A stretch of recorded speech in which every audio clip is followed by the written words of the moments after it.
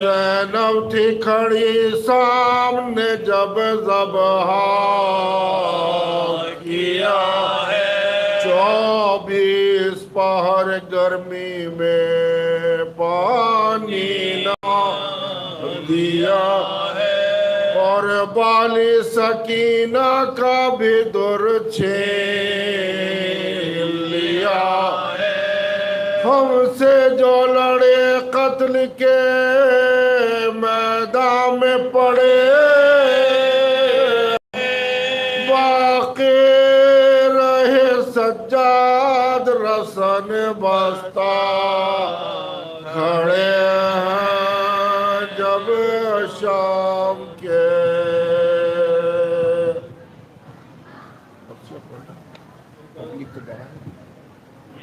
اندر سے پکڑ لاؤ بہت ہی مولانا بیٹھ گئے کم سے کم اتنا تو دیکھ لو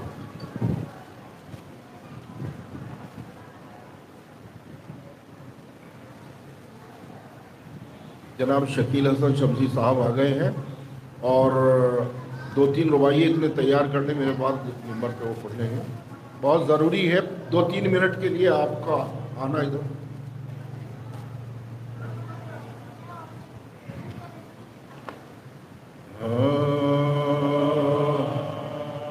یا ولی نفس نبی جس نے تمہیں جانا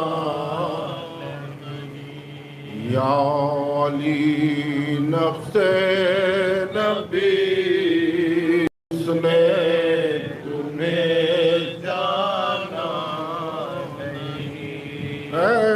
سلامی ذات خالق کو بھی پہچانا نہیں یا ولی نفس نبی جس نے تمہیں جانا دیکھ خیبر میں بتلا گئے سب کو رسول وہی وقت پر اپنا ہی کام آتا ہے بیگانہ وقت پر اپنا ہی کام آتا ہے بیگانہ بعد قتل اقربا خیمے میں جا بائے حسین ایسی صورت تھی کہ زینب نے بھی پہچانا ایسی صورت تھی کہ زینب نے بھی پہچانا یا علی نفس نبی فاتحہ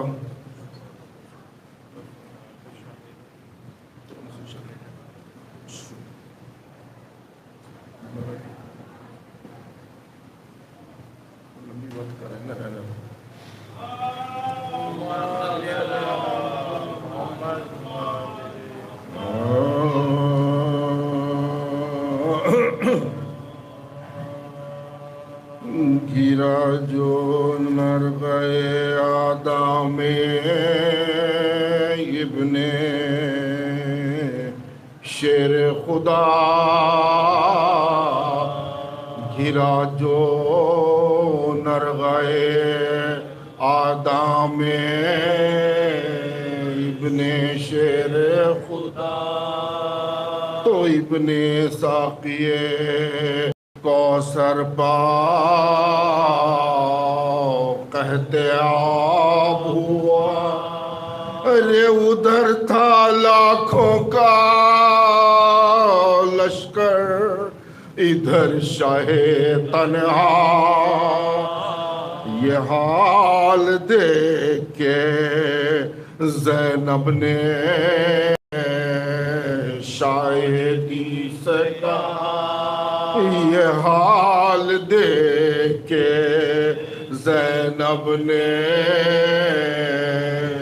شاہدی سے کہا ارے جو ہو سکے تو یہ زحمت ذرا اٹھا لیجئے ارے کچھ اپنے دوستوں کو لکھ کے خط بلا لیجئے کچھ اپنے دوستوں کو لکھ کے خط بلا یہ سن کے رونے لگا فاطمہ کا لخت جگر ارے بہن کو پاس بٹھا کر کہا یہ رو رو کر یہ مشورہ ہے مناسب علی کی نور نظر ارے ذرا ہمارا قلم دار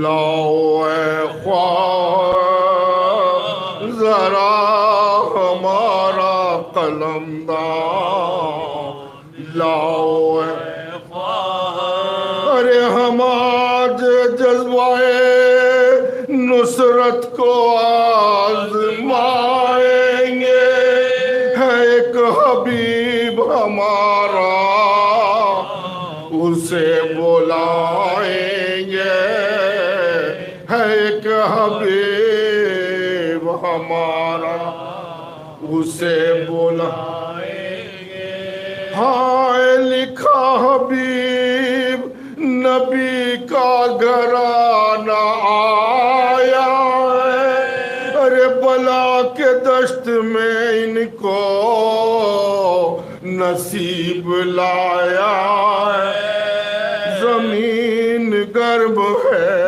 اور سر پہ غم کا سایہ ہے اور یہ خط بھی زینب و کلثوم نے لکھایا ہے یہ خط بھی زینب و کلثوم نے لکھایا ہے ہائے وہ بے کسی ہے جو ہر غم ہمیں ستاتی ہے ارے حبیب چادر زینب کی فکر کھاتی ہے حبیب چادر زینب کی فکر کھاتی ہے ہائے لکھا ہے کوفہ جو سرور کا نام بر پہنچا دیا حبیب کو خط اور کچھ نہ کہہ پایا تو خط کو لے کے لیتے ہیں حبیب تھرایا ارے لگایا آنکھوں سے خط اور رو کے فرمایا لگایا آنکھوں سے خط اور رو کے فرمایا ہاں یہ کیسا خط ہے کہ میں جان اپنی کھوتا ہوں ارے لکھا ہے کیا کہ جو پڑھنے سے پہلے روتا ہوں لکھا ہے کیا کہ جو پڑھنے سے پہلے روتا ہوں ہائے کھلا جو خطو قیامت کا لکھا تھا عجیب قصہ رنجو ملال لکھا تھا ارے گری ہے دشت میں زہرا کی آل لکھا تھا ارے جواب جس کا نہیں وہ سوال لکھا تھا جواب جس کا نہیں ही वो सवाल लिखा था। ने कहा ये ज़ौजा से खेती नबी की लुटती है, अरे पराए देश में ज़ैनब आखी से छूटती है, पराए देश में ज़ैनब आखी से छूटती है। हाय हबीब सुए करबला ये शेवन शे, हाय चले हबीब सुए करबला ये शेवन शे, नजर में फिरता था हर एक गाम हाय हुसैन। कभी ये सोच के हो जाते थे बहुत बेचैन, अरे बला के दश्त में है फातिमा का नूर, बला के दश्त में है फातिमा का नूर। खुदाया खैर से ज़हरा का नूर मिले, अरे बहन के सर पे सलाम मुझे हुसैन मिले, बहन के सर पे सलाम मुझे हुसैन मिले। हाँ ये रेहुआर से कहते थे जल्द चल रहे हो, अरे घिरा है नरगाए आदम में इब्ने अर्श, कदम बढ़ा के नो लुट जाए दीन की सरकार, अरे तुझे खबर है कि प्यासा है सैयदे अबरा, तुझे खबर है कि प्यासा है सैयदे अबरा। हाय नबी की आल पे वक्त अजीब आया कि इस गुलाम को बहरे मदद बुलाया है, कि इस गुलाम को मदद बुलाया है। हाँ ये सोच सोच के पहुँचे हबीब करबो बला, अजीब हाल में ज़हरा का नूर ऐन मिला, सिवाय ख्वाहिशो करीब के कोई साथ न था, गमों की धूप में मुरझाया सबका सब कुनबा, गमों की धूप में मुरझाया सबका सब कुनबा। और एक बच्ची को सीने से है लगाए हुसैन, गज़ब है खाक पे बैठे हैं सर झुकाए हुसैन, गज़ब है खाक पे बैठे हैं सर झुकाए हुसैन, गज़ब है खाक पे बैठे सर झुकाए हुसैन। यही सकीना थी जो कह रही थी ऐ बाबा, लिखे हैं खत पे अभी तक कोई नहीं आया, हुसैन ने जो तड़प कर हबीब को देखा, नन्ही बच्ची से रो रो के फिर ये फरमाया, नन्ही बच्ची से रो रो के फिर ये फरमाया। हाय करो सलाम के दिल का करीब आया है, चचा तुम्हारा हमारा हबीब आया है, चचा तुम्हारा हमारा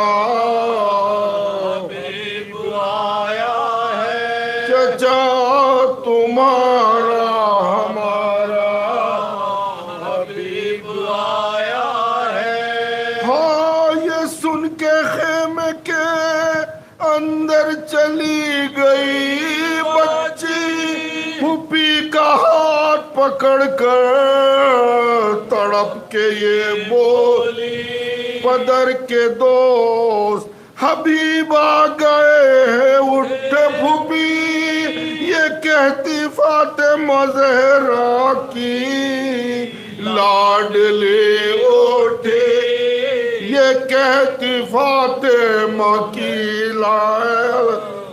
لاڈلی اٹھی، ہائے غموں کے بیچ فضا پیام کہہ دینا، ارے ذرا حبیب کو میرا سلام کہہ دینا، ارے ذرا حبیب کو میرا سلام کہہ دینا، ذرا حبیب کو میرا سلام کہہ دینا، ہائے سلام بی بی کا پہنچا تڑپ کے روئے حبیب، تھا گریا اتنا کہ لگتا تھا موت کے ہے قریب، رئیس خیمے میں قہرام سا بپا تھا جی، ارے تماچے مار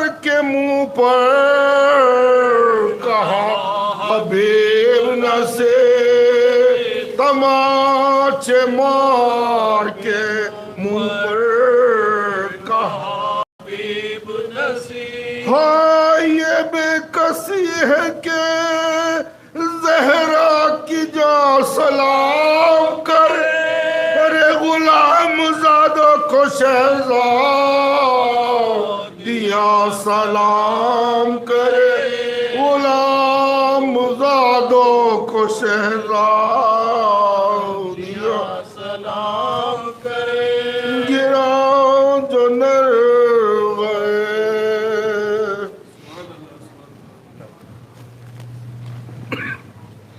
جناب شکیل حسن شفیع صاحب، اللہم صلی علی محمد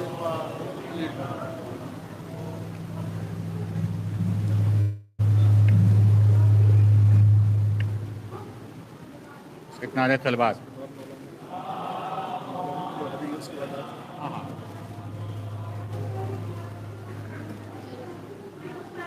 السلام علیکم۔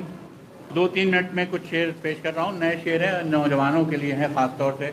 ہم لوگ تو اپنی زندگی گزار چکے، اب آپ جو ہیں آپ حسینیت کے امبیسڈر ہیں، آپ ہی کے ذریعے سے حسینیت پہچانی جائے گی۔ میں نے کچھ ڈوز اینڈ ڈونٹس محرم کے بارے میں کہنے کی کوشش کی ہے، شاید کسی قابل ہوں، کہ ستم تو ڈھائیں گے اہل ستم محرم میں، ستم تو ڈھائیں گے اہل ستم محرم میں، حسینی صبر دکھائیں گے ہم محرم میں، حسینی صبر دکھائیں گے ہم محرم میں، جو غیر قومیں ہیں ان کی بھی آنکھ بھر آئے، جو غیر قومیں ہیں ان کی بھی آنکھ بھر آئے، کچھ اس طرح سے منائیں گے غم محرم میں، کچھ اس طرح سے منائیں گے غم محرم میں، جو سال بھر سے جمع اشک ہیں ان آنکھوں میں، جو سال بھر سے جمع اشک ہیں ان آنکھوں میں، کریں گے ان سے ہی دامن کو نم محرم میں، کریں گے ان سے ہی دامن کو نم محرم میں۔ اور یہاں سے شعر سنیے گا آپ لوگ کہ در حسین کا ادنا فقیر بننا ہے، در حسین کا ادنا فقیر بننا ہے، نہیں دکھانا ہے جاہو حشم محرم میں، نہیں دکھانا ہے جاہو حشم محرم میں، اور دکھاوے بازی نہیں ہو خلوص میں نیت، ہو دکھاوے بازی نہیں ہو خلوص نیت میں، دکھاوے بازی نہیں ہو خلوص نیت میں، تو خرچ کیجئے زیادہ رقم محرم میں، تو خرچ کیجئے زیادہ رقم محرم میں، اور صفِ عزا پہ ہیں بیٹھے تو عہد یہ کیجئے، صفِ عزا پہ ہیں بیٹھے تو عہد یہ کیجئے، کسی کا دل نہ دکھائیں گے ہم محرم میں، کسی کا دل نہ دکھائیں گے ہم محرم میں، کہ جس نے بھی کالا لباس پہنا ہے، کہ جس نے بھی کالا لباس پہنا ہے، دل اپنا صاف رکھے وہ بہم محرم میں، دل اپنا صاف رکھے وہ بہم محرم میں، اور جو اپنے گھر میں خواتین اور بچے ہیں، جو اپنے گھر میں خواتین اور بچے ہیں کریں سب ان پہ خصوصی کرم محرم میں، کریں سب ان پہ خصوصی کرم محرم میں۔ اور یہ التماس ہے سب دختران ملت سے، یہ التماس ہے سب دختران ملت سے، خلاف شرع نہ اٹھے قدم محرم میں، خلاف شرع نہ اٹھے قدم محرم میں۔ اور یہ شعر بچوں جو سال بھر نہیں پڑھتے خدا کرے وہ بھی، جو سال بھر نہیں پڑھتے خدا کرے وہ بھی نماز پڑھنے لگیں کم سے کم محرم میں، جو سال بھر نہیں پڑھتے خدا کرے وہ بھی نماز پڑھنے لگیں کم سے کم محرم میں۔ اور یہ محرم کیوں پورے سال ہم کو یہ اپنانا چاہیے طریقہ کہ پورے سال نظر آئیں گے حسینی ہم، کہ پورے سال نظر آئیں گے خود حسینی ہم، ہر ایک شخص یہ کھائے قسم محرم میں، ہر ایک شخص یہ کھائے قسم محرم میں۔ فضائل اور مصائب حسین کے لکھنا شکیل جب بھی اٹھانا قلم محرم میں۔ بہت بہت شکریہ آپ لوگوں کا۔ میں بہت ہی نہایت ادب احترام کے ساتھ مولانا جناب فضول الحسن صاحب سے گزارش کر رہا ہوں کہ وہ تشریف لائیں اور آج کی مجلس کو ایک نعرہ تلوار۔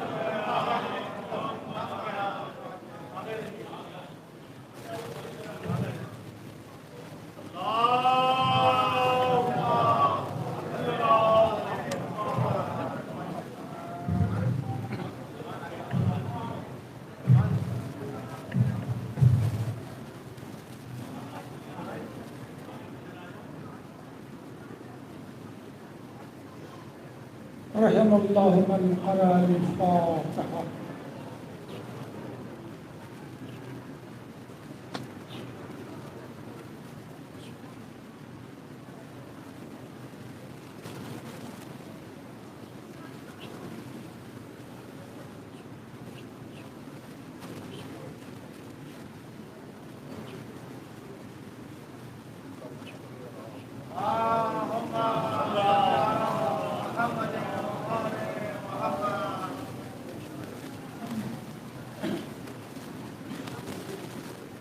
لا حول ولا قوة إلا بالله العلي العظيم۔ أعوذ بالله من الشيطان اللعين الرجيم۔ بسم الله الرحمن الرحيم۔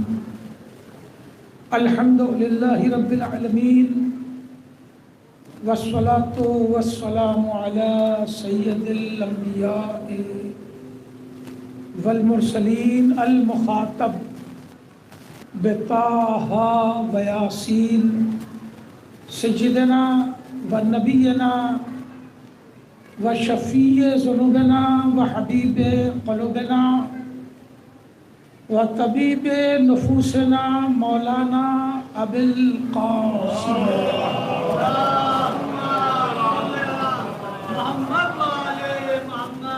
وآلہ الطیبین الطاہرین المعصومین المنتجبین الغر المیامین ولعنۃ اللہ علی اعدائہم وقتلتہم وغاصبی حقوقہم اجمعین من لیلتنا ھذہ الی قیام یوم الدین۔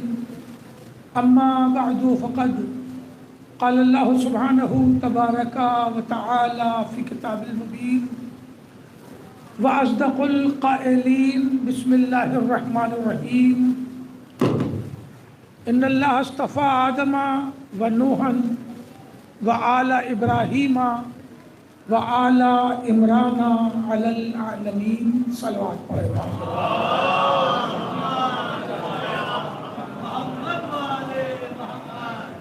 عزیزان محترم، عظمت خاندان اہل بیت اس موضوع پر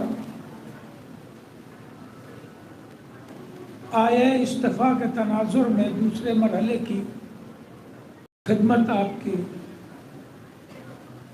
حضور پیش کرنے کی سعادت حاصل کر رہا ہوں۔ ارشاد رب العزت ہو رہا ہے، بے شک ہم نے آدم کو منتخب کیا، ونوحًا اور نوح کو منتخب کیا،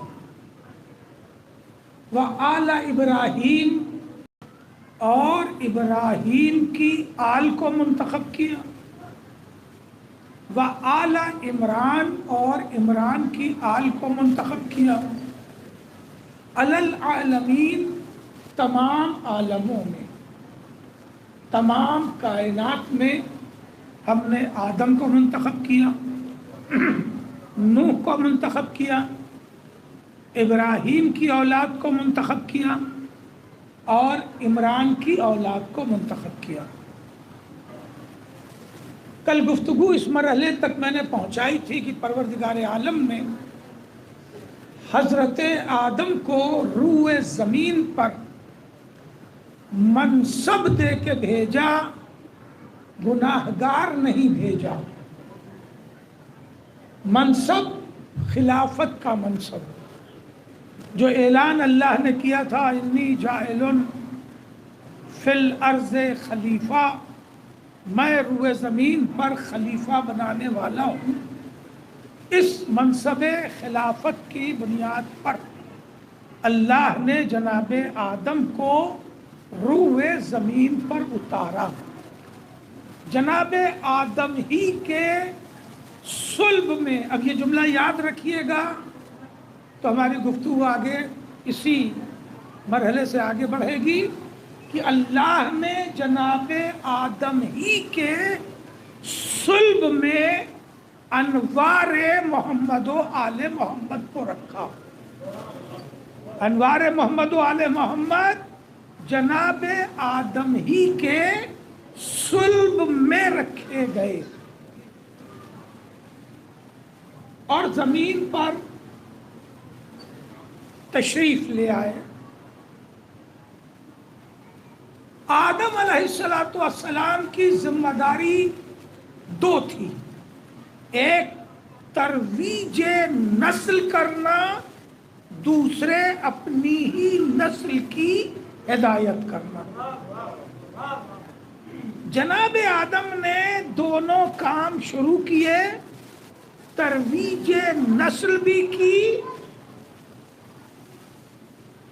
ترویج نے بتائیں گا، بات کریں، کچھ مائک میں گڑبڑ ہے اور قریب کر لیں۔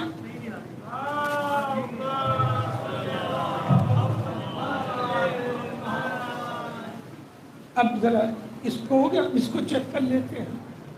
ترویج نسل بھی صحیح ہے، چلیے ٹھیک ہے۔ ترویج نسل بھی کی جناب آدم نے۔ اصل میں اتنا وائس پولوشن ہے زمانے میں کہ ہر آدمی اب ہارڈ ہیئرنگ ہو گیا ہے۔ جب تک تیز آواز نہ ہو ہم لوگوں کو خود تسکین نہیں ہوتی۔ ایک سلوات پڑھ لیں گا۔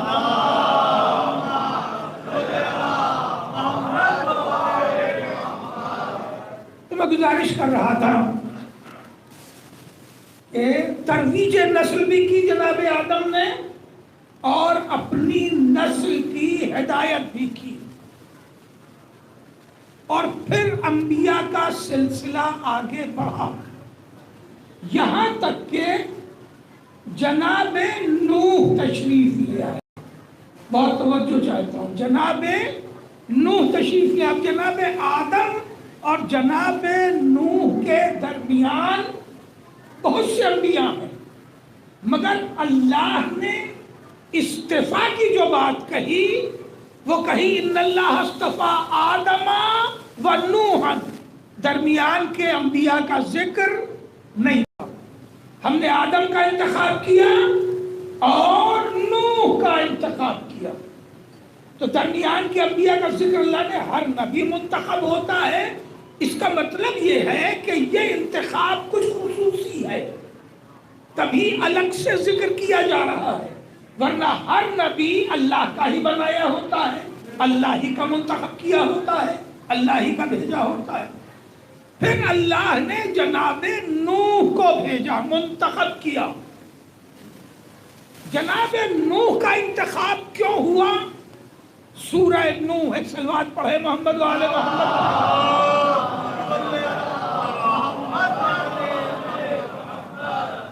سورہ نوح کی آخری 3 آیتیں بڑی توجہ کی ہیں۔ جناب نوح پروردگار عالم کی بارگاہ میں یہ دعا کرتے ہیں کہ کہ پالنے والے یہ ہماری بات ماننے والے نہیں ہیں، لہذا ان پر عذاب نازل کر دو۔ یہ قوم ہماری بات ماننے والی نہیں، درمیان میں کئی انبیاء گزر چکے، اب جناب نوح آئے ہیں، اور نوح بھی وہ کون سے نبی ہیں جن کی عمر ہدایت 900 سال ہے، حقیقی عمر جو ہے وہ 1200 سال سے لے کے اور 2200 سال تک بتائی جاتی ہے، مگر 900 سال تو عمر ہدایت ہے، تبلیغ کی عمر ہے۔ 900 سال سمجھانے کے بعد تب جناب نوح بد دعا کر رہے۔ کتنے دن سمجھایا؟ 9 بار ایک بات سمجھانے کے بعد کہ چھوڑ دیتا ہے، جو جی چاہے کرو۔ نہیں جملہ پہنچا سکا، دہراؤں گا جملہ۔ 9 بار سمجھانے کے بعد ایک باپ اولاد کو چھوڑ دیتا کہ جاؤ جو چاہے سو کرو۔ 9 بار سمجھانے کے بعد نبوت 900 سال تک سمجھاتی رہی، توجہ ہے۔ اس کے بعد تب جناب نوح نے بد دعا کی کہ پالنے والے اب عذاب بھیج دے، ان پر عذاب بھیج دے۔ کیوں بھیج دے عذاب؟ توجہ ہے، یہ انسان اللہ کا شاہکار ہے، کل کی گفتگو ہوگی ذہن میں نا۔ یہ انسان اللہ کا احسن تقویم ہے۔ اللہ نے فرشتوں کو بنا کے ناز نہیں کیا، اللہ نے کوہسار کو بنا کے ناز نہیں کیا، اللہ نے آبشار کو بنا کے ناز نہیں کیا، انسان کو بنا کے ناز کیا کہ ہم نے بہترین چیز پیدا کی۔ اور کہنا کس پر ناز کیا ہے؟ انسان پر ناز کیا ہے۔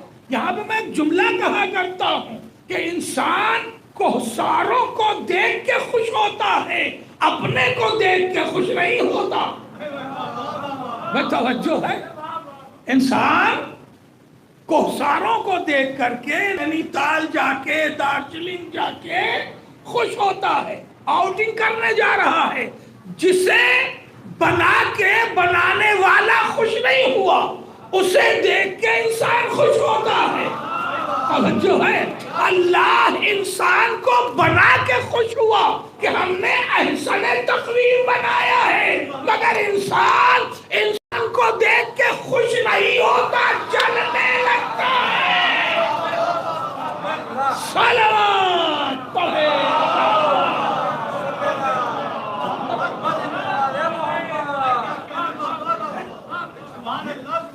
شاہکار ہے یہ انسان، اللہ کا شاہکار ہے۔ شکیل صاحب تشریف فرما ہے، انہی کے حوالے سے میں جملہ پہنچا دوں۔ ایک شاعر ایک شعر کہتا ہے تو اس میں اگر شتر گربہ خفیف ہو، ایک عیب ہے شاعری کا، تو بھی اس شعر کو پھینکتا نہیں، سنبھال کے رکھتا ہے، کبھی ٹھیک ہو جائے گا۔ اور کہنا ایک شعر کہتا ہے تو شاعر اس شعر کی بھی حفاظت کرتا ہے۔ کیوں؟ کیونکہ اس کی تخلیق ہے۔ ایک آرٹسٹ ایک چھوٹا سا آرٹ بھی بناتا ہے تو ضائع نہیں کرتا۔ یہ خلقیت کی، خالقیت کا یہ مزاج ہے کہ خالق مخلوق کو، اپنی تخلیق کو بچاتا ہے۔ اور جناب نوح کہہ رہے پالنے والے ان تمام انسانوں پر عذاب نازل کرتے۔ آپ غور کیجیے میں کیا سنانا چاہتا ہوں۔ جناب نوح نے کیا یہ سارے انسان پیدا کیے ہیں؟ انسان تو اللہ نے پیدا کیے۔ بہت نازک جملہ پہنچانا ہے مجھے آپ کو۔ انسان جناب نوح نے نہیں پیدا کیے۔ بڑا اچھا ہے دوسرے کی چیز کو بگڑوا دینا۔ دیکھیے آپ میرا ساتھ نہیں دیں گے تو 50 منٹ میں بات نہیں ہوگی۔ میرا ایک مکان بنوا کے دیکھیے، 4 دوست کو بلائیے گا، 4 آدمی مشورہ دیں گے یہ کمرہ ایسے کر لیا ہوتا تو اچھا تھا، وہ کمرہ ایسے کر لیا ہوتا تو اچھا تھا، باتھ روم بڑا کر لیتے ہے نا، کچن چھوٹا کر لیتے. سلوات پڑھے محمد.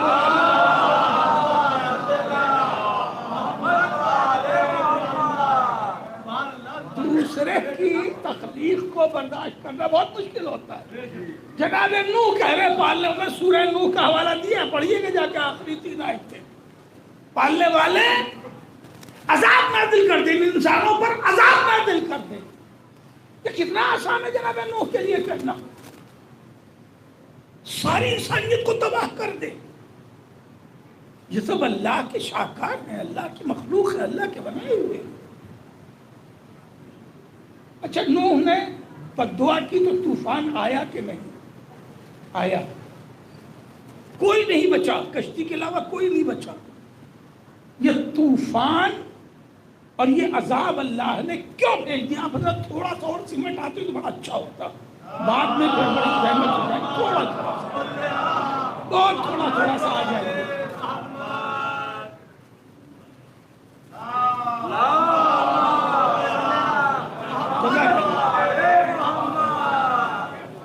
جزاک اللہ، سلامت رہیے. بس بہت اچھا لگا، آپ نے ہماری گزارش قبول کر لی. اب پیچھے والوں کو ذرا زحمت کم ہوگی تو میں جلدی جلدی اپنی بات رکھوں، وہ بہت کم ہے یہاں پہ. تو میں گزارش کر رہا تھا کہ جناب نوح نے بددعا کی، اللہ نے وہ بددعا قبول کی، اور تمام انسانیت یعنی جناب آدم کی محنت، جناب شیش کی محنت، جناب ذوالکفل کی محنت، یہ سارے انبیاء کی محنت جو درمیان آدم و نوح تھے، سب پہ پانی پھیرنا ہے. کیوں؟ اب دیکھیے یہ 27ویں آیت تھی، اب 28ویں آیت، سورہ کی 27ویں آیت، 26 27 28 آیتوں کا سورہ ہے سورہ نوح. اب اللہ سے جناب نوح 27ویں آیت میں کہتے ہیں پالنے والے عذاب، میں جملہ بولنا چاہیے، پالنے والے ان پر عذاب اس لیے نازل کر دے. آسان نہیں انسانیت کو تباہ کر دینا. اب دلیل دے رہے پالنے والے ان پر عذاب اس لیے نازل کر دے کہ اب یہ پیدا بھی کریں گے تو گمراہ پیدا کریں گے. بات پہنچنی چاہیے، بڑا نازک جملہ ہے کا. پالنے والے اب یہ پیدا بھی کریں گے تو گمراہ پیدا کریں گے. معلوم ہوا کہ جب سرپرستی خود گمراہی سکھانے لگے تو عذاب ضرور آتا ہے. صلوات پڑھے.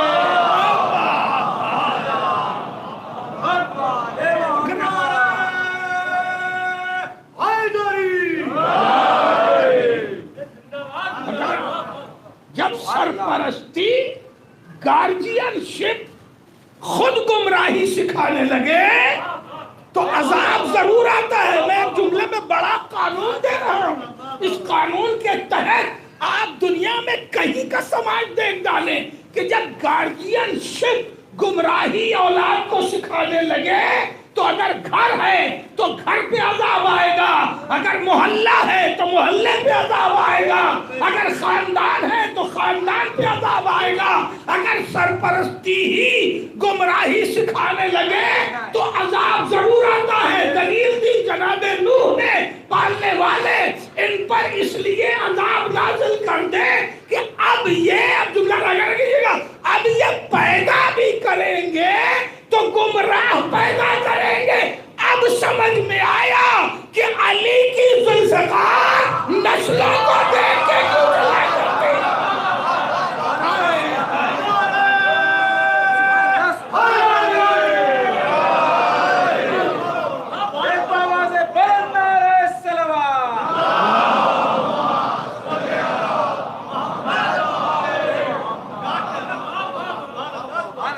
ذوالفقار بھی تو الہی عذاب ہے. جب تک چلتی نہیں تھی، جب تک کہ نسلوں کو جانچ نہیں لیتی. جناب نوح نے بددعا کی، اللہ نے عذاب کا اہتمام کر دیا. جناب شکیل صاحب نے بچوں کو اسی تناظر میں یہ پیغام دیا کہ ہر چیز کا ایک زمانہ انسان مرتب کرتا ہے. چھٹیوں میں گھومنے چلیں گے، مثلا چھٹیوں میں گھومنے چلیں گے، فلاں زمانے میں کورس کی تیاری کریں گے. غور کریں آپ، ایک زمانہ سے کرتا ہے. محرم کا زمانہ، اچھا بات بھائی محمد علیہ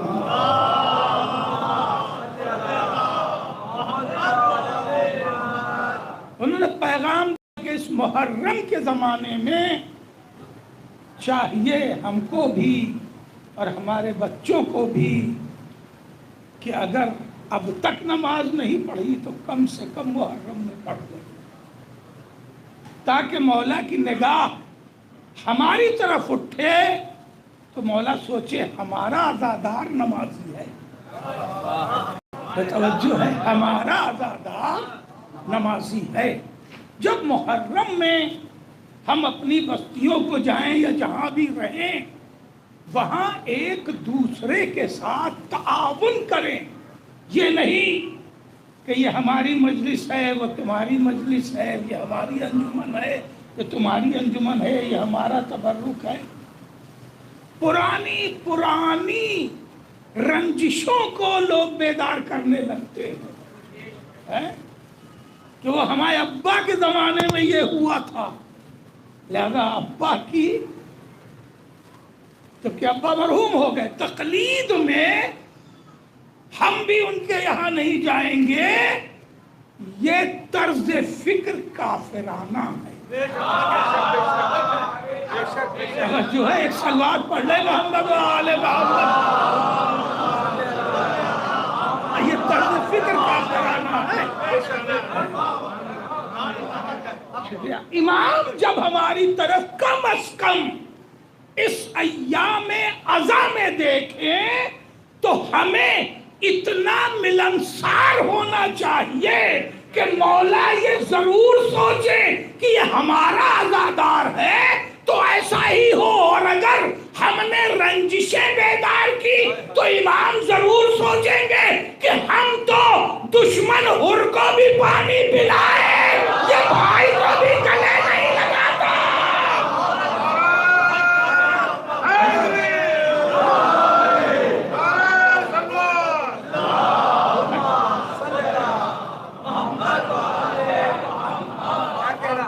ہم تو دشمن حر کو بھی پانی پلا دیں اور یہ بھائی کوئی گلے لگانے کو تیار نہیں ہے. تو ہمیں اپنے کردار کی اصلاح کم از کم اس ایام عزا میں کرنی چاہیے.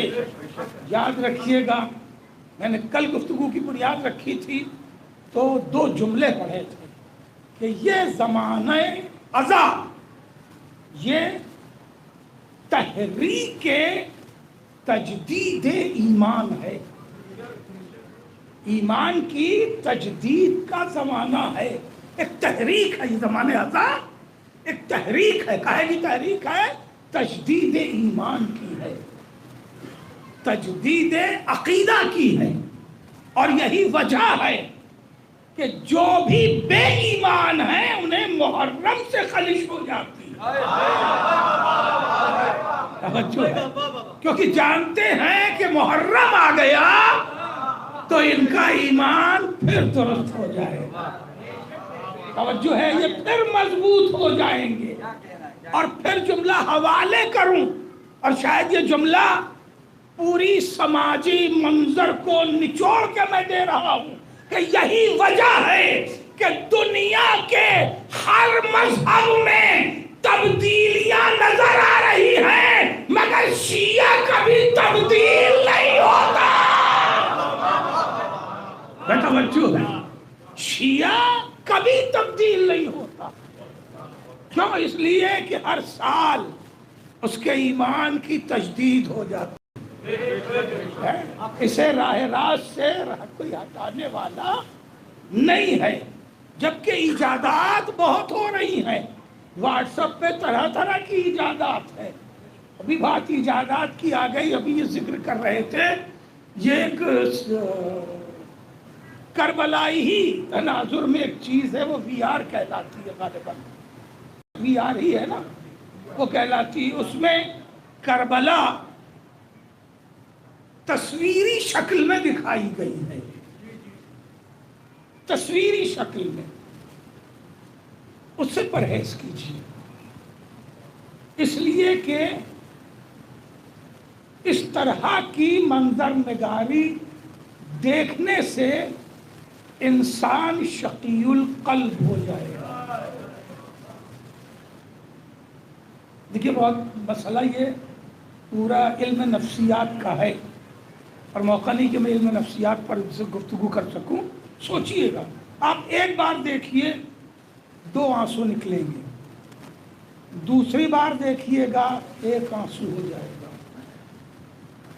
تیسری بار دیکھیے گا وہ آنسو بھی غائب ہو جائے گا، چوتھی بار دیکھیے گا تو آپ کو بس ایک منظر کی طرح نظر آئے گا، غم کا اثر کم ہوتا جائے گا۔ اس لیے کہ کربلا دیکھنے کی چیز نہیں ہے، محسوس کرنا ہے۔ 1400 سال سے کربلا محسوس کی گئی ہے، آپ اسے کیسے دکھا سکتے ہیں؟ غور کریں، کیسے دکھا سکتے ہیں؟ کیسے طے ہوگا کہ حسین کے سوکھے گلے پر 7 ضرب لگی تھی کہ 9؟ دکھایا جائے گا تو طے ہو جائے گا کہ 7 ہی ہے تو 7 ہے، 9 ہے تو 9 ہے۔ غور کریں آپ۔ اچھا، جب ضرب شمع چلا رہا تھا، میں نے دیکھا نہیں، جو بچوں نے بتایا ہے دیکھنے والوں نے، اس بنیاد پہ بات کر رہا ہوں کہ اگر اس میں 7 ضربیں دکھائی گئی تو ضربیں تو 7 دکھائی جا سکتی ہیں، یہ منظر کیسے طے کرے گا کہ حسین کا گلا کتنا خشک تھا؟ بتائیں وہ کون سا کیمرہ ہے جو حسین کے خشک گلے کا معیار ثابت کر سکے؟ تو اسے تو محسوس ہی کیا جا سکتا ہے نا، اور یہ منظر میں قید نہیں ہوگا۔ لہذا اس طرح کی ایجادات سے بھی پرہیز کریں، اور وہی طرز غم جو ہمارے بزرگوں نے ہم تک پہنچایا ہے اسی کو اپنائے رہیں۔ ایک صلوات پڑھیں، محمد۔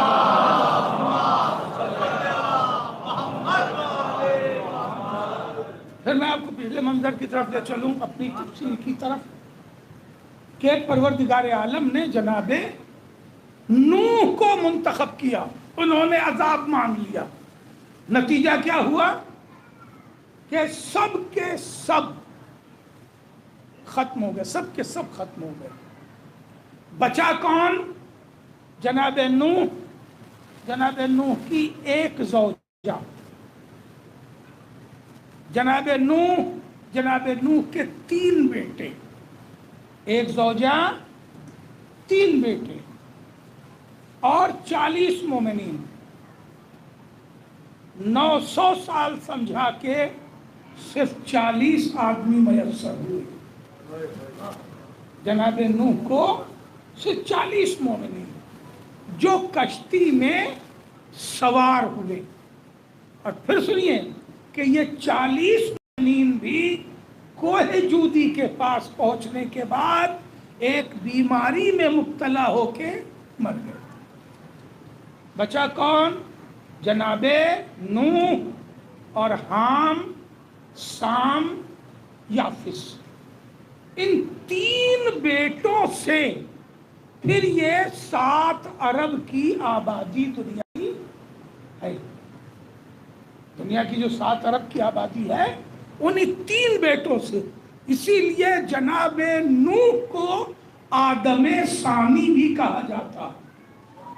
ہم سب براہ راست جناب آدم کی اولاد نہیں ہیں، کہ سب منتہی ہوں گے جناب نوح پر، اور چونکہ جناب نوح آدم کے بیٹے ہیں اس لیے ہم آدم کی اولاد ہیں، ورنہ ہماری نسل جو پھر ترویج پائی، ہمارا خاندان وہ جناب نوح سے۔ جناب نوح نے اپنے بچوں کو 3 حصے، 3 خطے کی طرف بھیجا، 3 خطے کی طرف بھیجا۔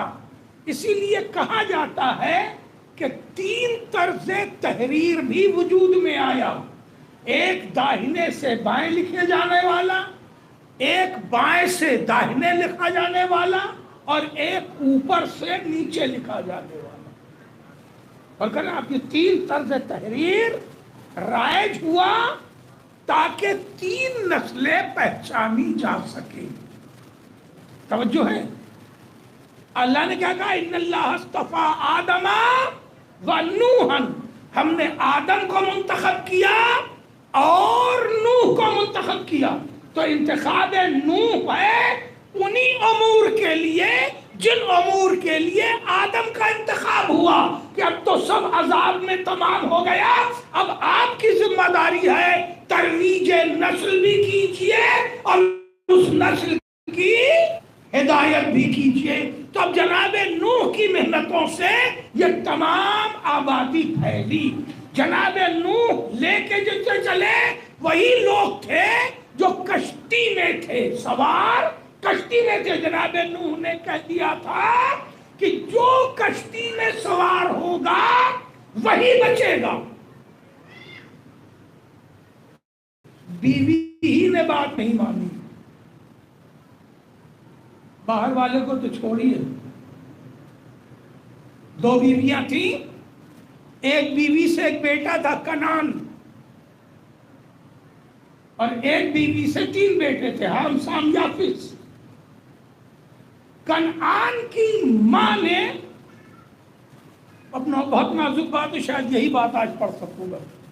کنعان کی ماں نے جناب نوح کی بیوی تھی، اولو العزم نبی پہلے جناب نوح، صاحب شریعت نبی پہلے جناب نوح۔ اللہ نے جناب نوح کے نام کا سورہ رکھا، سورہ نوح۔ اللہ نے جناب نوح کو اپنا مخصوص نبی قرار دیا، اتنا محترم نبی، مگر اتنا محترم نبی بھی اپنی زوجہ کو بچا نہ سکا۔ پتہ نہیں ہم نے جملہ پہنچا پاؤں گا کہ نہیں۔ اتنا محترم نبی بھی اپنی زوجہ کو بچا نہ سکا، زوجہ بھی ڈوبی اور گمراہ رہی، اور اس کا بیٹا بھی ڈوبا اور گمراہ رہا۔ حیرت کی بات ہے کہ نوح جیسا نبی ہو کے اور اپنے بیٹے کو نہ سمجھا سکا اور وہ گمراہ ہو گیا۔ کیوں؟ اس لیے کہ بچے کی تربیت میں ممتا کا بڑا ہاتھ ہوتا ہے۔ صلوات پڑھے محمد۔ بڑی نازک سی بحث آ گئی۔ دیکھیے پاک غذا جناب نوح جو لاتے ہوں گے وہ غذا ناپاک ہوگی؟ ظاہر ہے کہ پاک غذا ہوگی۔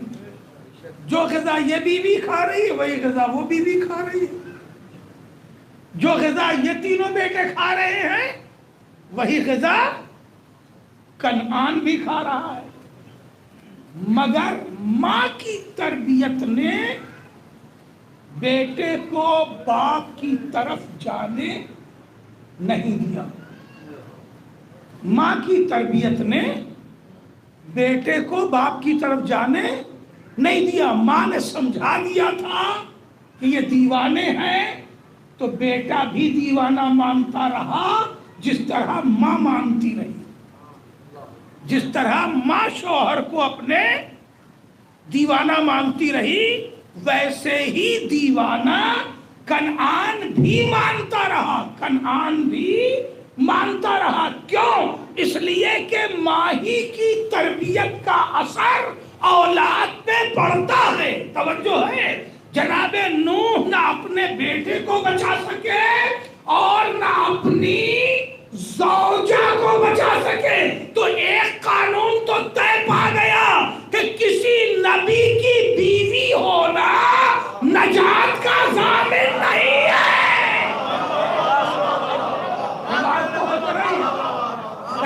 صلوات پڑھے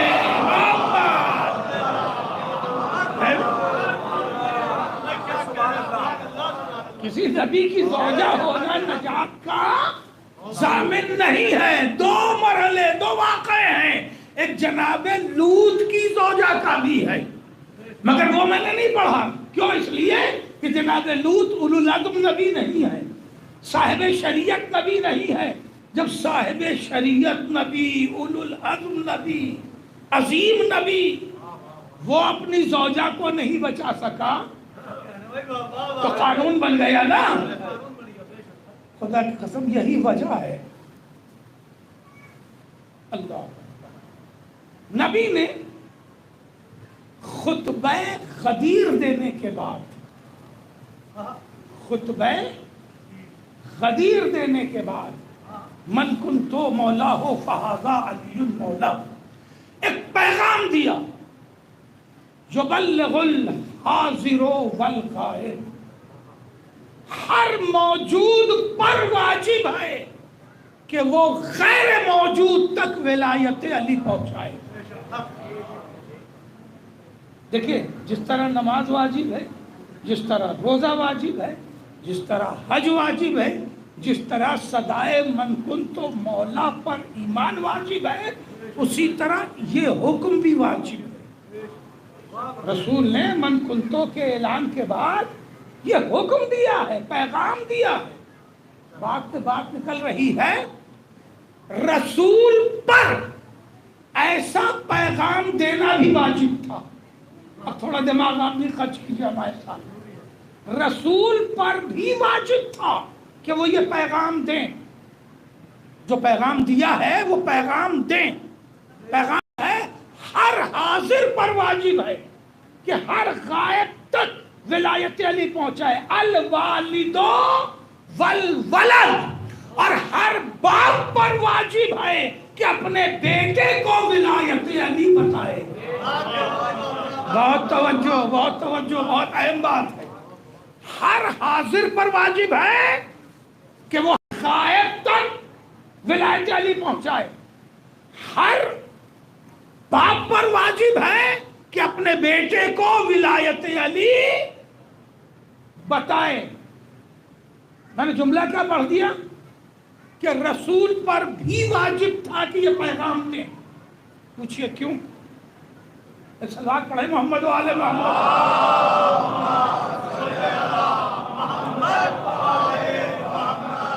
بڑی نازک سی بات ہے مگر تھوڑا سا دماغ آپ کو ہمارے ساتھ لگانا ہوگا. دو لفظیں ہیں، ایک لفظ ہے ابلاغ اور ایک لفظ ہے تبلیغ. ابلاغ اور تبلیغ دونوں کے معنی ہوتے ہیں پہنچانا، یہاں سے وہاں پہنچانا، دونوں کے معنی ہوتے ہیں. مگر ابلاغ کہتے ہیں ایک بار پہنچانے کو، تبلیغ کہتے ہیں بار بار پہنچانے کو. فرق معلوم ہو گیا؟ ایک کا مصدر ہے تبلیغ اور ایک کا مصدر ہے ابلاغ. رسول کو جو حکم آیا ہے وہ ابلغ نہیں آیا ہے کہ میرے نبی ایک بار پہنچا دیجئے، بلغ آیا ہے میرے نبی بار بار پہنچائیے. توجہ، ابلغ نہیں آیا ہے. یا ایھا الرسول ابلغ نہیں ہے بلکہ یا ایھا الرسول بلغ ہے. میرے نبی بار بار ولایت علی کا پیغام پہنچائیے. تو نبی نے تو غدیر میں ایک ہی بار پہنچایا، تو بار بار کے پہنچانے کے حکم پر عمل کیسے ہو؟ اسی لیے رسول نے یہ کہا کہ ہر حاضر پر واجب ہے کہ غائب تک پہنچائے، ہر باپ پہ واجب ہے کہ بیٹے کو بتائے. قیامت تک یہ پیغام پہنچتا رہے.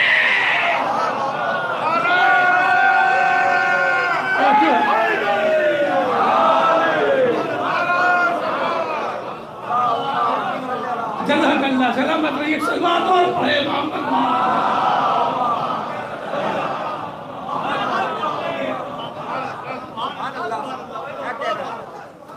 بار بار پہنچانے کی ہر باپ پر واجب ہے کہ اپنے بیٹے کو ولایت علی سکھائے. اب میرے ساتھ آ جائیے جس تمیز سے میری گفتگو شروع ہوئی. یہاں جتنے بھی 800,000 لوگ ہیں ہم کو شامل کر کے ہم سب باپ ہیں. ایمان سے بتائیے کہ 365 دن میں سے کس دن ہم اپنے نوجوان بیٹے کو لے کے بیٹھے اور اسے غدیر سنائی؟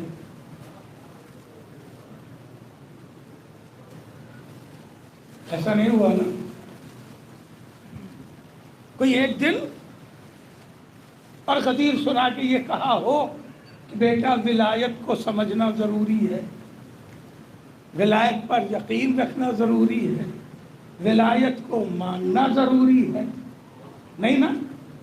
تو اس کا مطلب یہ ہے کہ ایک بڑا واجب ہے جو ترک کر رہے ہیں ہم، ابھی تک کیا ہی نہیں.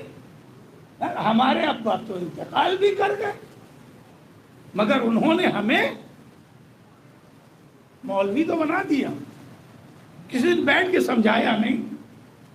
میں نے بات تو پوری کر دی عزیزو، کسی دن بیٹھ کے ولایت سمجھائی نہیں. اور یہ واجب عمل ہے، واجب عمل ہے. رسول کی طرف سے ہر باپ کے لیے الوالد والولد، ہر باپ پر لازم ہے کہ وہ اپنے بیٹے کو ولایت علی سکھائے. اب سمجھ میں آیا یہ ایام عزا میں یہ فرش حسین بچھانے کے لیے یہ ہمارے ماں باپ تیاری کیوں کرتے تھے؟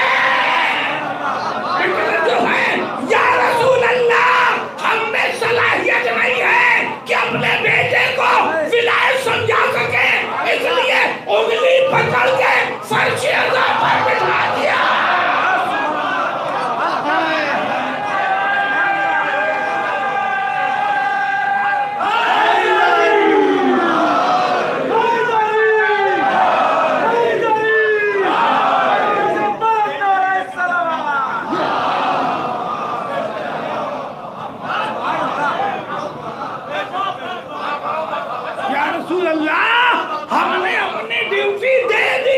ہم میں صلاحیت نہیں ہے کہ ہم کما حق ولایت سمجھا سکے، تو ہم نے یہ کیا ہے کہ اپنے بیٹے کو اٹھایا اور حسین کے اسکول میں بھرتی کر دیا. اب وہ فرش عزا سے سمجھے گا کہ ولایت علی کیا ہے. صلوات پڑھے گا.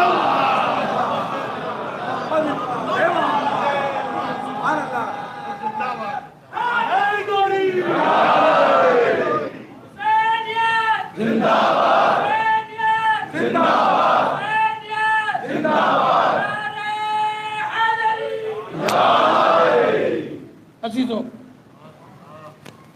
میں نے کہا میرے سرکار، میرے آقا یا رسول اللہ، ہمارے والد سے پہلے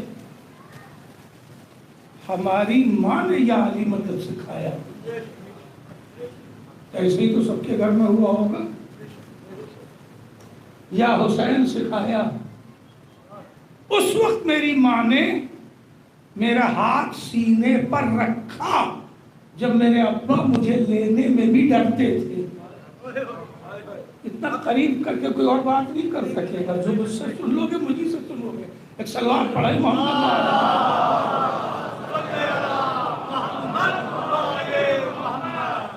جب میرے باپ مجھے گودی میں لینے سے بھی ڈرتے تھے، جب میری عمر گھنٹوں میں تھی،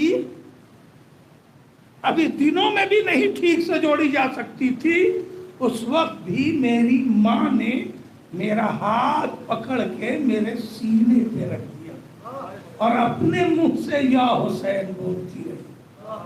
توجہ ہے، یہی وجہ ہے کہ میدان غدیر کے 1.25 لاکھ میں کئی ہزار عورتیں تھیں، مگر رسول نے کسی ماں سے نہیں کہا کہ ولایت علی سکھانا. بات پہنچ رہی ہے بھائی؟ ماں سے تو بھی کہنا چاہیے تھا، جس طرح رسول نے کہا تھا الوالد والولد، ویسے ہی کہہ دیا تھا الام والولد. کیا ہر ماں پہ بھی لازم ہے، ہر ماں پہ بھی لازم ہے کہ اپنے بیٹے کو ولایت علی سکھائے، مگر رسول نے کسی ماں سے نہیں کہا۔ معلوم ہے کیوں؟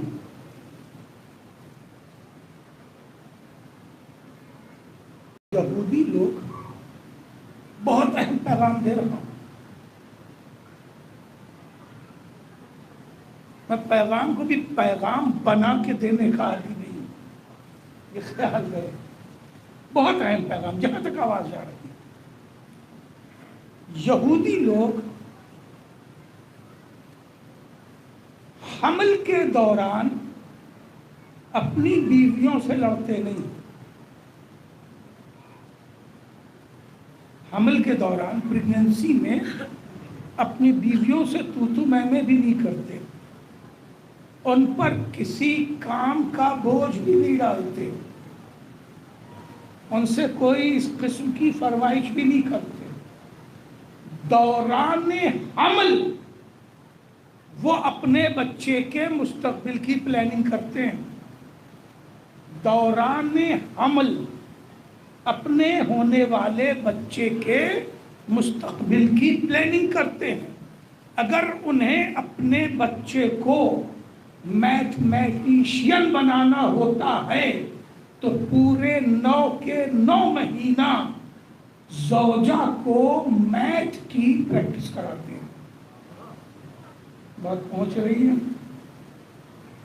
پورے 9 کے 9 مہینے جس دن ڈاکٹر انہیں بتا دیتا ہے کہ وہ آپ کی اہلیہ جو ہیں وہ حمل سے ہیں، تو ان ایام میں اگر انہیں بچے کو میتھمیٹیشین بنانا ہے نا، اس کا اسکل اسی لائن پہ ڈیولپ کرنا ہے، تو وہ پورا ٹائم دیتے ہیں کہ آپ میتھ کریں، ٹیوٹر لگا دیتے ہیں کہ آپ زیادہ سے زیادہ میتھ پڑھیں، بے وجہ میں پڑھیں، بے وجہ میں حل کریں، سالو کریں، جس سے بچے کا ذہن میتھ کا بنے۔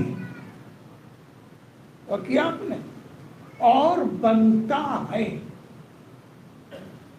معلوم یہ ہوا کہ ماں اولاد میں اپنے ڈی این اے سے ہی چیز منتقل کر دیتی ہے۔ نہیں بیدار ہوئی تو میں بتا دوں، اب یہاں میں کون سا لفظ اختیار کروں کہ اپنے ڈی این اے سے ہی ماں اولاد میں اس اسکل کو منتقل کر دیتی ہے۔ اگر میتھ سیکھی ہے تو میتھمیٹیشین ہوگا، میوزک سیکھی ہے تو میوزیشین ہوگا۔ اسی لائن پر انہوں نے دوران حمل بچے کو تربیت دی ہے۔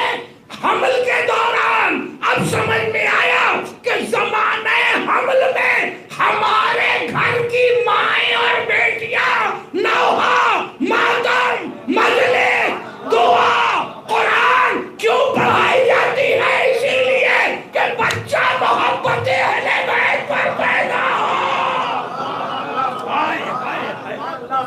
توجہ ہے، بچہ محبت اہل بیت ماں کے شکل سے لے کے آتا ہے۔ اس لیے کہ ہمارے گھر کی مائیں ان زمانوں میں زیادہ توجہ اسی قسم کی عبادتوں پر دیتی ہے۔ اسی لیے رسول نے ماؤں سے فرمائش نہیں کی، کیونکہ ماں یہ خدمت اپنے شکل سے ہی دیتی ہے۔ اب میں ریلیٹ کر دوں کہ کنعان کی ماں نے دوران حمل بھی نوح کو دیوانہ سمجھا تو بیٹے نے بھی دیوانہ مانا۔ بھائی یہی تو گفتگو روک رہا ہوں، تو بیٹے نے بھی دیوانہ مانا۔ خدا کے لیے میری جملہ رائے گا نہ کرنا، بیٹے نے بھی دیوانہ مانا۔ اب سمجھ میں آیا کہ جب حور حسین کے پاس آیا ہے تو اٹھا کر کے حسین نے حور کو نہیں دعا دی، حور کی ماں کی دعا دی۔ حسین نے حور کی ماں کو دعا دی، ماں کو باپ کو نہیں دی، ماں کو دعا دی۔ اس لیے کہ حسین جانتے تھے کہ اس کے دل میں اس کی ماں نے ہی محبت اہل بیت ڈالی ہے۔ صلی اللہ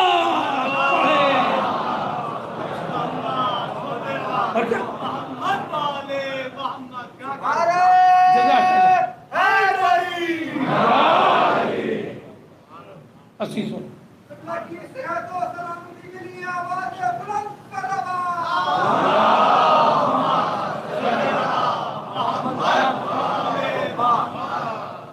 بڑا اہم کردار ہے کربلا میں، ماؤں کا بڑا اہم کردار. حسین، آج 2 محرم ہے، آج کربلا حسین پہنچے. حسین جب کربلا کی طرف گامزن تھے تو راستے میں ایک اور 3 نفوس کا قافلہ ساتھ ساتھ چل رہا تھا. وہ کون تھا؟ جناب زہیر قین، ان کی زوجہ اور ان کا بچہ. جناب زہیر قین اہل بیت کی عظمت کے قائل نہیں تھے، دشمن گروہ کے آدمی تھے. اب تفصیل بچہ جسے پوچھنا ہو بیٹھ کے پوچھ سکتا ہے. دشمن گروہ کے آدمی تھے اور اتنا قائل نہیں تھے. آپ تاریخ کی حیرت دیکھیں کہ ہر دشمن ہو کے بھی نماز کے وقت حسین کے پیچھے نماز پڑھتا تھا. جناب زہیر قین نے ایک وقت کی نماز بھی حسین کے پیچھے نہیں پڑھی، جبکہ قافلہ منزل بمنزل کئی منزل تک ساتھ ساتھ رہا. مگر نہیں پڑھی. 2-1 منزل کے بعد حسین نے بلوایا. جناب باب الحوائج آئے اور جناب زہیر قین سے کہا کہ آپ کو آقا بلاتے ہیں. جناب زہیر قین نے ڈیڈلی ریفیوز کیا کہ حسین کا مقصد سفر اور ہے، ہمارا اور ہے. یہ مقصد سفر کیسے معلوم ہوا ہے؟ خطبہ مکہ سے. ان کا مقصد سفر اور ہے، ہمارا اور ہے، ان کی منزل اور ہماری اور ہے، میں نہیں آ سکتا. یہ کہہ کے خیمے کے اندر گئے تو چہرہ کچھ اترا ہوا سا تھا. زوجہ نے پوچھا کہ یہ آپ کا چہرہ اترا ہوا کیوں ہے؟ کچھ ٹینشن ہے؟ کس بات کا ٹینشن ہے؟ کس بات کی فکر ہے؟ کہ فرزند علی آئے تھے. فرزند علی، جناب عباس کا فرزند علی آئے تھے اور مجھ سے کہہ رہے تھے کہ آپ کو فرزند رسول نے بلایا ہے، یعنی امام حسین. امام حسین رسول کے بیٹے کہلاتے ہیں. فرزند علی آئے تھے اور کہہ رہے تھے آپ کو فرزند رسول نے بلایا ہے، ہمارا ان سے کیا کام؟ زوجہ نے ایک ہی جملہ کہا، فرزند رسول بھی کہو گے اور بات بھی نہیں سنو گے. دیکھیں، ہدایت کے لیے کتاب کی ضرورت نہیں ہے، ایک جملہ بھی کافی.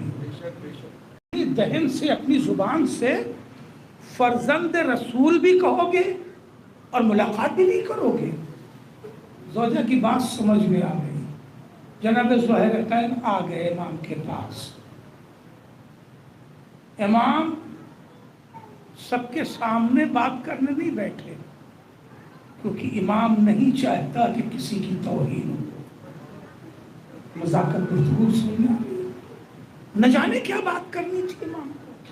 امام نے خیمے سے دور، کسی کو گواہ نہیں بنایا، دور لے جا کے ہم جناب زہیر سے نہ جانے کیا بات کی. روایت میں وہ باتیں لکھی گئی، مگر روایت نے منظر ضرور نوٹ کیا کہ جب وہاں سے اٹھ کے زہیر قین آ رہے تھے تو ان کی داڑھی سے آنسو ٹپک رہا تھا.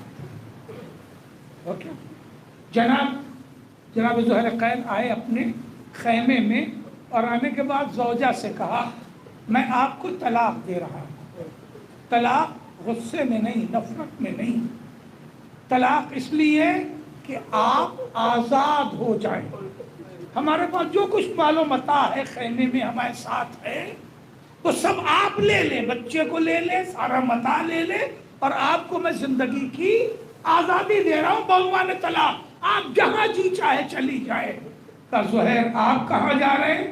کہ میں حسین کے ساتھ شہادت کی طرف جا رہا ہوں.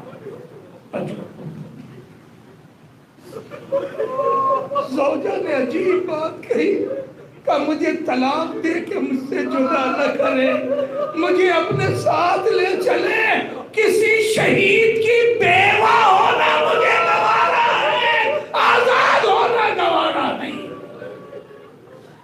खैमा ज़ुहैर ने उखाड़ा। अब ज़ुहैर का खैमा इमाम हुसैन के साथ साथ चंद मंजिलों के बाद हुर का लश्कर आ गया। जैसे ही जनाब ज़ुहैर इंतहाई बहादुर आदमी थे, कभी मौका मिला तो कहूँगा कि आपकी बात। जनाब ज़ुहैर इमाम के साथ साथ हुर का लश्कर आ गया। हुर का लश्कर हुसैन को घेर रहा है, प्यास से जां पलब है। जनाब ज़ुहैर पहली शख्सियत है जिन्होंने इमाम हुसैन से कहा, आका ये हमें घेरने आए हैं तो ये समझ लें कि इन्होंने हमें घेर लिया और हम समझ लें कि हम गिर गए। मेरे आका थोड़ी देर हम यूं ही घिरे बैठे रहेंगे, एक एक करके ये खुद खत्म हो जाएंगे, हमें क्या घेरेंगे। कहा ज़ुहैर ऐसे न कहो, हम अपने नाना के खिलाफ को फरामोश नहीं कर सकते। ज़ुहैर मशकीज़ें खोलो और इन्हें पानी पिलाओ, अब्बास इन्हें पानी पिलाओ, अली अकबर इन्हें पानी पिलाओ। 1000 का लश्कर और 1000 घोड़े।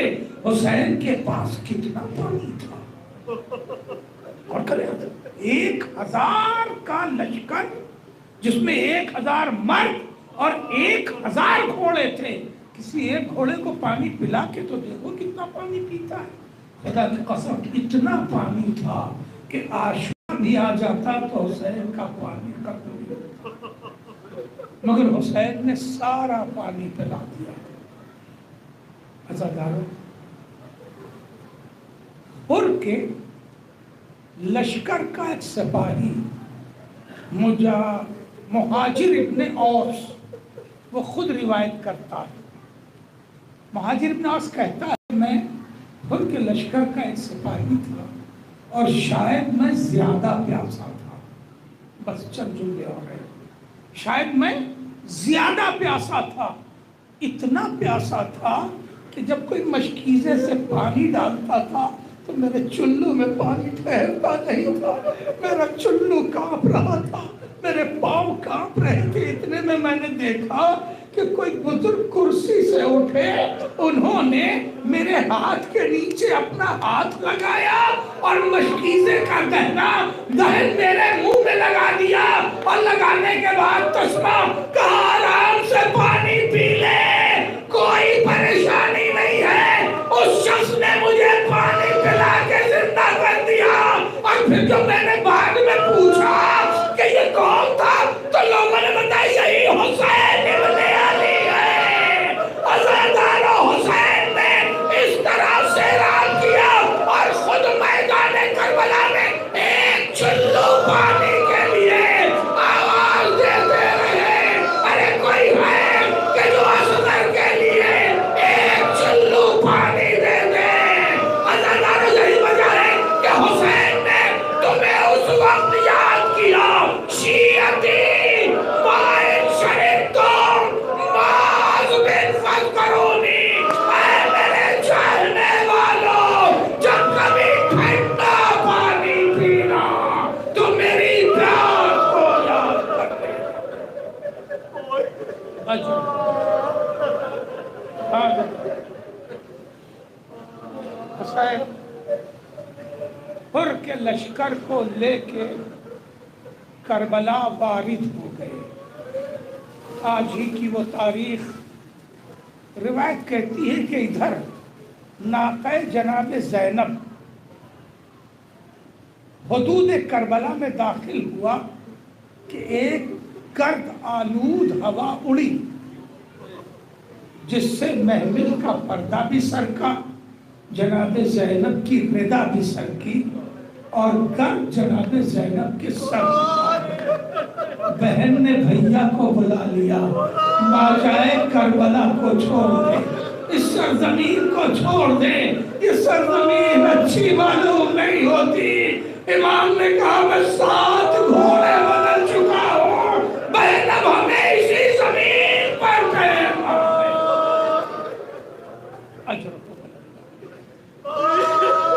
امام نے اللہ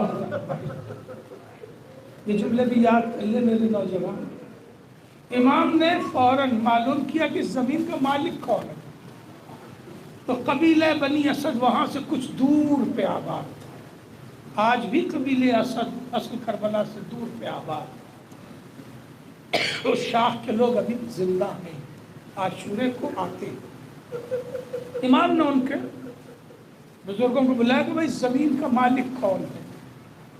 معلوم ہم مالک ہیں. کہ یہ زمین ہمارے ہاتھ فروخت کر دو. انہوں نے کہا آقا آپ فرزند رسول ہیں, آپ جب تک چاہیے رہیے. امام نہیں, جب تک تمہارے ہاتھ یہ زمین بیچو گے نہیں ہم اس زمین پر نہیں ٹھہریں گے. اگر چاہتے ہو کہ ہم ٹھہر جائیں تو یہ زمین ہمارے ہاتھوں بیچ دو. سوائق محرقہ نے لکھا امام نے اس زمانے میں 1400 سال پہلے 70,000 درہم کی وہ زمین خریدی تھی. محسوس کرو حسین نے کتنی زمین خریدی تھی. حسین نے اتنی بڑی زمین اس لیے خریدی تھی کہ میرا کوئی چاہنے والا میری ملکیت سے باہر شہید نہ ہو. سمجھ میں کیوں پڑا؟ امام چاہتے تھے کہ میرا چاہنے والا جہاں بھی شہید ہو وہ میری زمین پر میری ملکیت پر شہید ہو. اسی لیے جناب حر بھی اتنی دور دفن ہوئے ہیں اور جناب عون ابن علی بھی اتنا دور دفن ہے, مگر وہ حدود کربلا میں ہے, حسین کی زمین پر ہے. امام نے زمین خریدنے کے بعد پھر بنی اسد کے قبیلے کے بزرگوں سے کہا یہ زمین میں تمہیں واپس کر رہا ہوں. آقا پھر پیسہ کیوں دیا, پھر زمین کیوں ہبہ نام لکھا؟ امام نے کہا میں یہ تمہیں ہبہ نامہ لکھ رہا ہوں, ہماری شرط یہ ہے کہ جب ہم شہید کر دیے جائیں تو ہمارے جنازوں کو بے غسل و کفن لے دینا. امام سے جب یہ وصیت سنی طرف میں کہ مولا ایسا کیوں کہہ رہے ہیں, کہ نہیں ایسا ہی ہوگا کہ میرے جنازے بے غور و کفن چھوڑ دیے جائیں گے. امام اس کے بعد قبیلہ بنی اسد کی عورتوں کی طرف مڑے, بیویوں اگر تمہارے مرد کسی خوف سے ہمارے جنازوں کو دفن نہ کریں تو انہیں شرمندہ کرنا. امام اب بھی خاموش نہ ہوئے, پھر ننھے بچوں سے کہا اگر تمہارے باپ ہمارا جنازہ دفن نہ کریں, مائیں شرمندہ نہ کر سکیں, تو کھیلتے کھیلتے چلے آنا. ایک ایک مٹھی خاک ہمارے جنازوں پہ ڈال دینا کہ وہ زیر آسمان یوں ہی بے کفن پڑی. اللہ لعنت اللہ فسيعلم الذين ظلموا أي منقلب ينقلبون وإنا لله وإنا آل والے تجھے محمد و آل محمد علیہ السلام کا واسطہ اس مجلس میں عذاب کو قبول کرنا. تمام مومنین و مومنات جہاں جہاں بھی ہم کے جان مال عزت و آبرو کی حفاظت فرما. تمام مومنین و مومنات کی حاجات دنیاوی اور اخروی کو پورا فرما. اللہ علیہ ہم سب کو توفیقات عطا عنایت فرما. ہماری خدمتوں کو قبولیت کا شرف عطا فرما. امام زمانہ کے ظہور میں تعجیل فرما. ہم سب کا امام کی ملکت کا شمار فرما. ماتم حسین.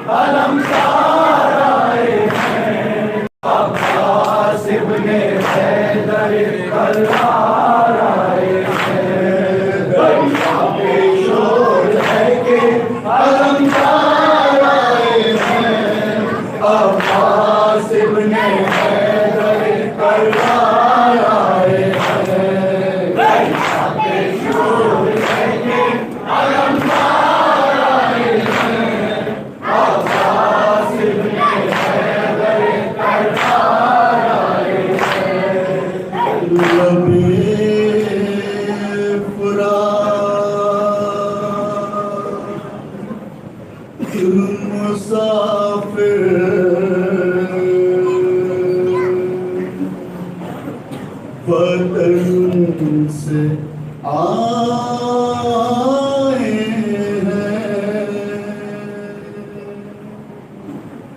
لبے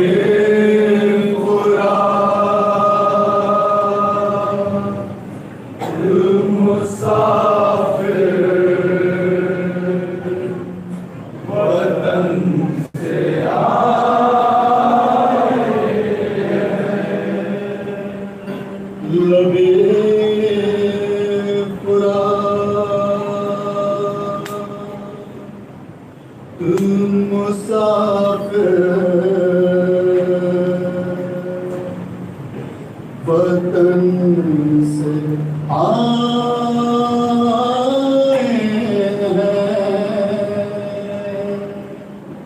لبے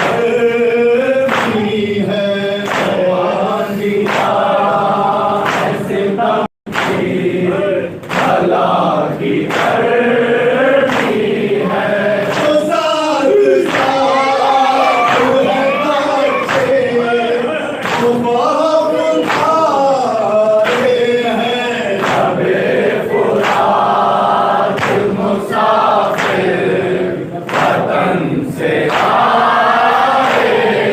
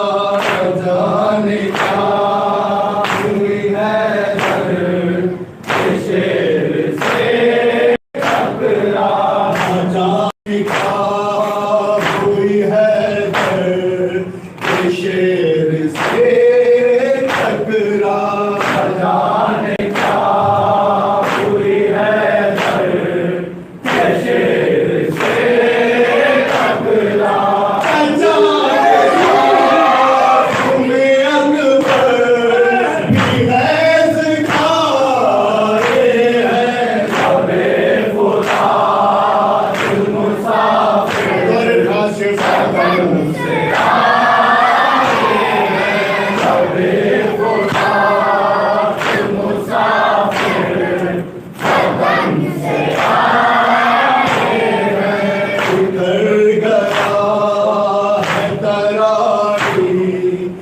शेर है दरगाह गया है तरारी में शेर है दरगाह हुसैन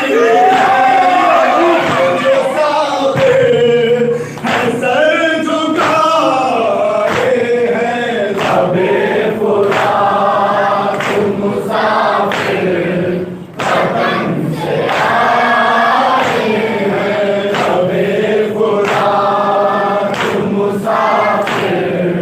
वतन से जान की लड़ाई और बात नहीं जान की लड़ाई और बात नहीं यही अल्लाह के फैसले यहाँ लगाए हैं सबे फुरात मुसाफिर वतन से आए हैं सबे फुरात मुसाफिर वतन से आए हैं निसार तरासी को छोड़ दो तीरथ निसार तरासी को छोड़ दो तीरथ सिद्ध सुबह खाए हैं सबे फुरात मुसाफिर वतन से आए हैं सबे फुरात मुसाफिर वतन से आए हैं जहाँ कहे सितम कर वहीं चलो भैया जहाँ कहे सितम कर वहीं चलो भैया वतन से है तकदीर के सदाए हैं सबे फुरात मुसाफिर वतन समाए हैं सबे फुरात मुसाफिर वतन से आए हैं सुदम तो देखिए ये मोन अबिम ज़माने का सुदम तो देखिए ये मोन अबिम ज़माने का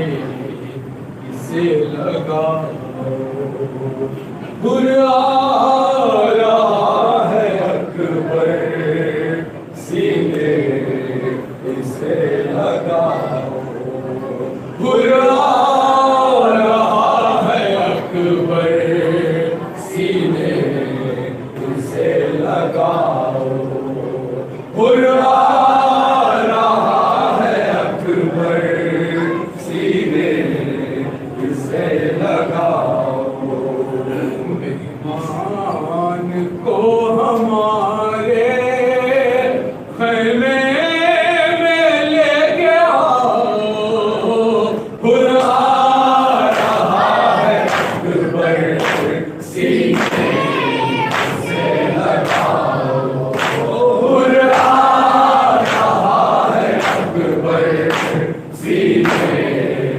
سے لگاؤ مہمان کو ہمارے خیمے میں لے کے آؤ برا رہا ہے اکبر سینے سے لگاؤ برا رہا ہے اکبر سینے سے لگاؤ خود یاد اس کو ہوگا پانی کا اس نے روکا خدا وہ بہت ہے شرمندہ ہم سے ہوگا پیاسے ہیں سارے بچے اس کو نہ یہ بتاؤ برا رہا ہے اکبر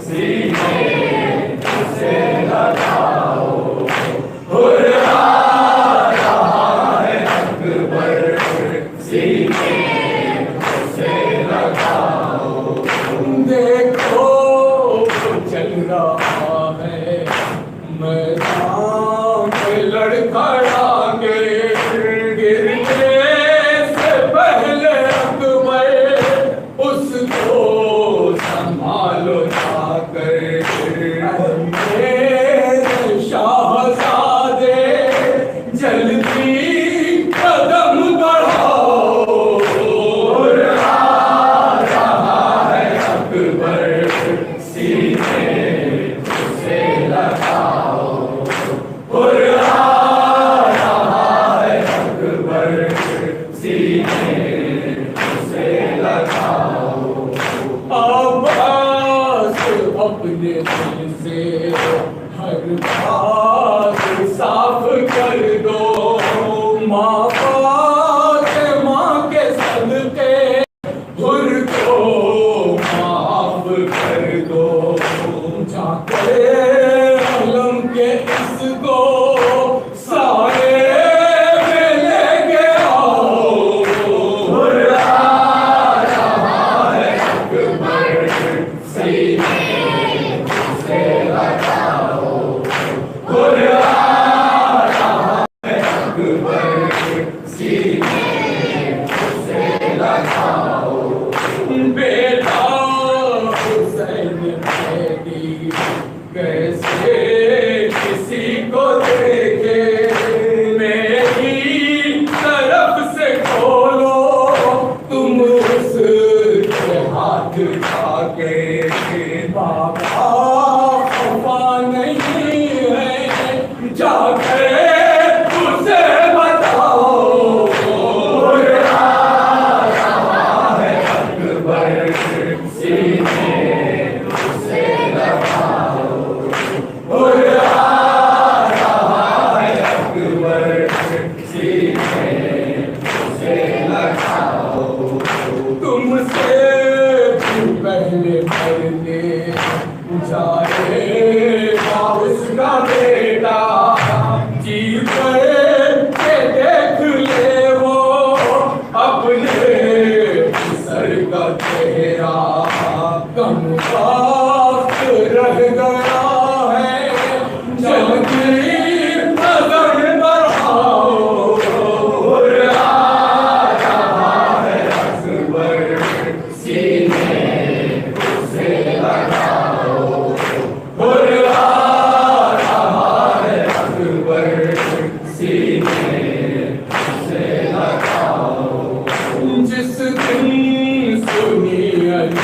की बेटी ये सदाएं आंसू कहा के उसको दे लगी दुआएं बच्चों से फिर ये बोली उनको गले लगाओ हुर्रा रहा है अकबर सीने उसे लगाओ हुर्रा रहा है अकबर सीने उसे लगाओ को हमारे खैमे में लेके आओ हुर्रा रहा है अकबर सीने उसे लगाओ हुर्रा रहा है अकबर सीने उसे लगाओ